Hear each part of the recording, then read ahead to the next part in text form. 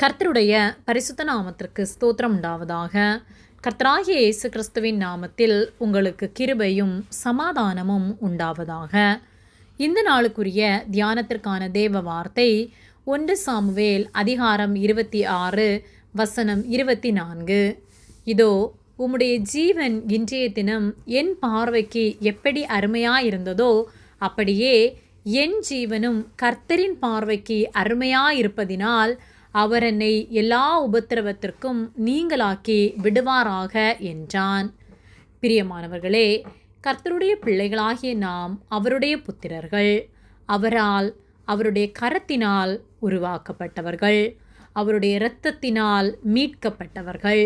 ஆகவே நாம் எந்த சூழ்நிலையிலும் எதை குறித்தும் கவலைப்படாமல் கர்த்தருக்கு உண்மை உள்ளவர்களாய் நாம் வாழ வேண்டும்.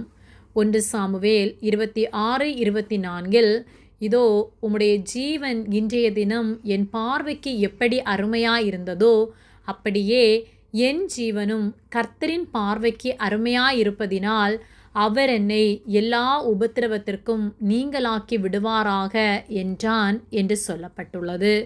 நம்முடைய ஜீவன் கர்த்தருடைய பார்வைக்கு அருமையாயிருப்பது நிமித்தமாக அவர் நமக்காக இந்த உலகத்திற்கு மனிதனாய் வந்தார். நம்முடைய பாவங்களை அவர் சுமந்து கொண்டார். அவருடைய இரத்தத்தை நமக்காக சிலுவையிலே சிந்தி நம்மை மீட்டெடுத்தார். அவர் நம்மை எல்லா உபத்திரவத்திற்கும் நீங்களாக்கி விடுவிக்க வல்லமை உள்ள தேவனாய் இருக்கிறார். ஆகவே நாம் அவருக்கு கீழ்ப்படிந்து அவர் வார்த்தைகளை கைக்கொள்கிறவர்களாய், அவர் ஆலோசனைக்கு செவி கொடுக்கிறவர்களாய் இருக்க வேண்டும். உன்னை தொடுகிறவன் என் கண்மணியை தொடுகிறான் என்று கர்த்தர் சொல்லுகிறார். அவருடைய பிள்ளைகளாகிய நம்மை தொடுகிறவர்கள் கர்த்தருடைய கண்மணியை தொடுகிறார்கள் என்று கர்த்தர் சொல்லுகிறார். அப்படியானால் அவர் நம்மை எவ்வளவாய் நேசிக்கிறார், எவ்வளவாய் பாதுகாக்கின்றார், நம்மில் எவ்வளவு அன்பாய் இருக்கிறார் என்பதை நம்மால் உணர்ந்து கொள்ள முடியும்.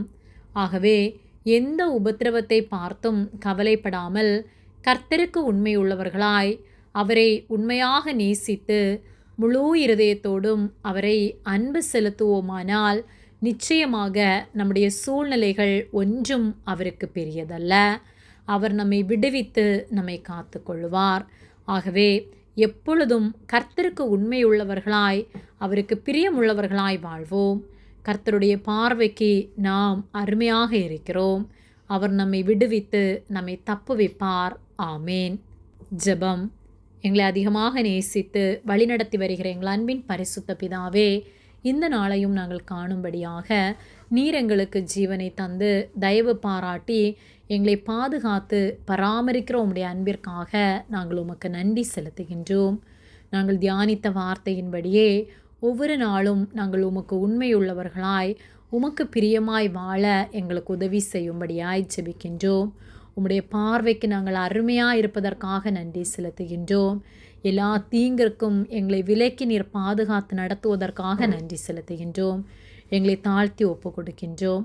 இயேசுவின் நாமத்தில் ஜெபிக்கின்றோம் பிதாவே. ஆமேன். கர்த்தர் உங்களை ஆசீர்வதிப்பாராக.